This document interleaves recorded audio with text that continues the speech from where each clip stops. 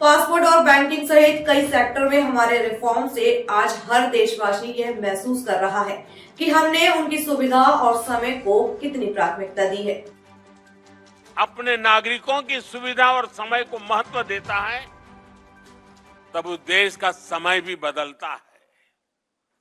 यही आज हम भारत में अनुभव कर रहे हैं। मैं आपको एक उदाहरण देता हूं।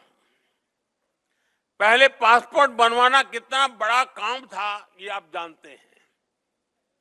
लंबी वेटिंग, बहुत सारे कॉम्प्लेक्स डॉक्यूमेंटेशन का प्रोसेस, अक्सर राज्यों की राजधानी में ही पासपोर्ट केंद्र होते थे।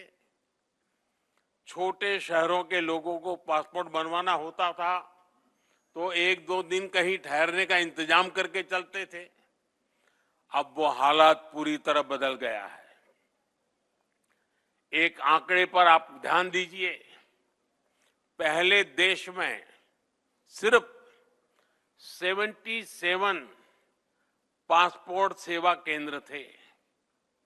आज इनकी संख्या 550 से ज्यादा हो गई है। पहले पासपोर्ट बनवाने में, और मैं 2013 के पहले की बात करूं, मैं पिछली शताब्दी की बात नहीं कर रहा हूं। पासपोर्ट बनवाने में जो वेटिंग टाइम 50 दिन तक होता था वो अब 5-6 दिन तक सिमट गया है। साथियों, ऐसी ही ट्रांसफॉर्मेशन हमने बैंकिंग इंफ्रास्ट्रक्चर में भी देखा है। हमारे देश में 50-60 साल पहले बैंकों का नेशनलाइजेशन किया गया, ये कहकर कि इससे लोगों को बैंकिंग सुविधा सुलभ होगी। इस दावे की सच्चाई हम जानते हैं। हालत ये थी कि लाखों गांवों में बैंकिंग की कोई सुविधा ही नहीं थी। हमने स्थिति को भी बदला है। ऑनलाइन बैंकिंग तो हर घर में पहुंचाई है। आज देश के हर 5 किलोमीटर के दायरे में कोई न कोई बैंकिंग टच पॉइंट जरूर है।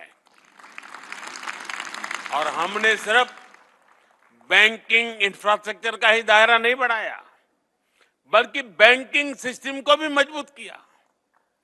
आज बैंकों का एनपीए बहुत कम हो गया है। आज बैंकों का प्रॉफिट 1,40,000 करोड़ रुपए के नए रिकॉर्ड को पार कर चुका है।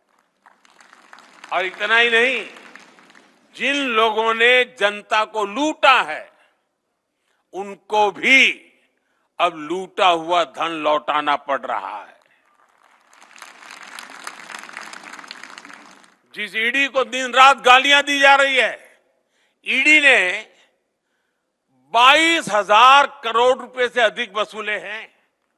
ये पैसा कानूनी तरीके से उन पीड़ितों तक वापस पहुंचाया जा रहा है जिनसे ये पैसा लूटा गया था।